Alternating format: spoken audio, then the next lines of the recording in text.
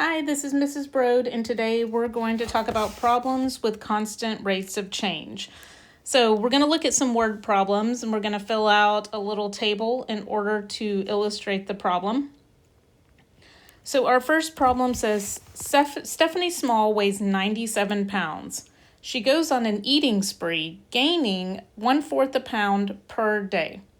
So we have to decide what is our x value and what is our y value. So what we need to remember is that y depends on x. So in this case, the amount that she weighs depends on how many days have gone by. So x would be our number of days and y would be the total amount that she weighs. Okay, our constant is how much she is gaining per day. So the way I'm going to fill out this table is I'm going to put my x here, my y over here. We know that x usually goes in the first column, y in the next column. But right here, this is just going to allow me to write my expression that I'm going to come up for this. So in a table, we always want to put our labels. So this is number of days for my x. And this is the total weight in pounds. You always want to tell what units you're using. And I'm just going to put LB in parentheses, and that means when I list it in the table, I don't have to write pounds after everything because I've got it up at the top. So we have to look at a couple keywords to write our expression. She's gaining a pound per day. Okay, so we know that she weighed 97 pounds. And she is gaining 1/4 a pound per day. So that is our expression. So when we're filling out this table, I'm going to recommend that we put about 4 entries into the table. So 0, 1, 2, 3. Notice I start with 0. This middle part is just to show what happens. Okay, she weighs 97 pounds. No days have gone by. She still weighs 97 pounds. After 1 day, it's 1/4 times 1. So she's going to weigh 97 1/4 or 97.25 pounds, however you want to write that. After 2 days, she will have gained another 1/4 of a pound, so she'll be 97.5. And then after 3 days, she will have gained another 1/4 of a pound, so 97.75. This just helps us see the trend. We don't have to do this all along. Once we know what the expression is, we could solve this problem for any number of days. So number 2 says, write an expression for how much she will weigh after X days. Well, we've already done that. We just need to rewrite it. The expression, remember, no equal sign, is 97 plus 1/4 times x, or in this case, I used d. I guess we could use x since that's what the independent variable is. So how long will it take her to reach 160 pounds? So what we need to know about 160 pounds is this would be my y value. Okay, how long it will take, that's my x value. We need to know the number of days. So for that, I would still have 97 plus 1/4 d, or 1/4 x, but this time we're going to set it equal to 160. And then we just solve. So we would subtract 97 from both sides, and we'd get 1/4 x equals 63. And then remember, to get rid of the 1/4, we multiply by the reciprocal, which is 4. And we get x is 252, but we need to put units on that. So 252 days.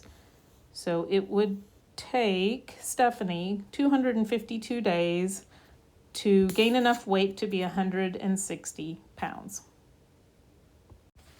Okay, so let's go ahead and move on to our second question. Flotina is pedal boating on a lake. She starts back toward the dock, which is 800 yards away, and she goes at a rate of 50 yards per minute. Okay, so let's figure out what our X and our Y are. What depends on what? Well, the distance she is from the dock depends on how many minutes she has been pedaling. So X is our number of minutes.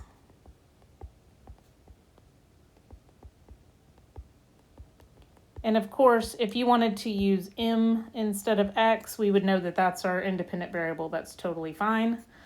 And then Y is the distance from the dock, and that's going to be in yards.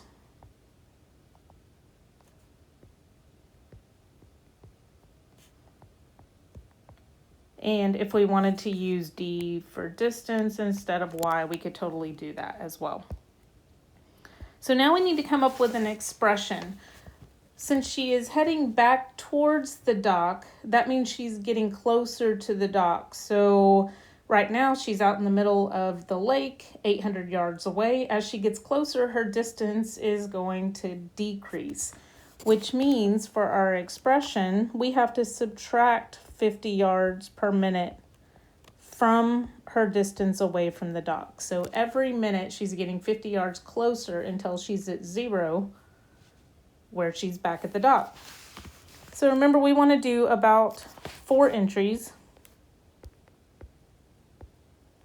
And we know that at 0 minutes, she's still 800 yards away. So after she's been pedaling for 1 minute, she's 50 yards closer. So she's only 750 yards away. After 2 minutes, she's another 50 miles closer. 50 meters, sorry. So she is only 700 meters away. And then you get the idea. After 3 minutes, she's 50 yards closer again for 650 yards away.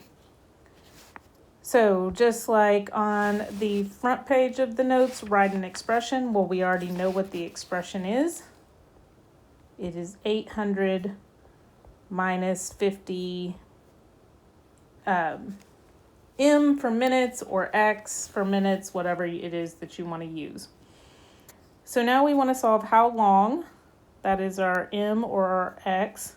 Will it take Flotina to be 150 yards away? That's my D, or my dependent variable, from the dock. So we know that